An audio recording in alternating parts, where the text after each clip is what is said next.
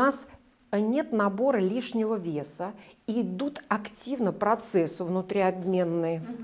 Если у нас к этому моменту времени, скажем так, нет каких-то хронических стрессов, переживаний, тревог, депрессий, безусловно, у нас регуляция, ну, все же в голове у нас находится компьютер, который все регулирует. Естественно, в этих условиях адаптация происходит быстрее, если все отрегулировано, нет лишнего веса, есть активность, есть регулярный, нормальный, полноценный сон, и нет хронических стрессов, от которых ты не знаешь, куда деться, что является причиной тревог. Если этого всего нет, то, естественно, период этот проживается легче.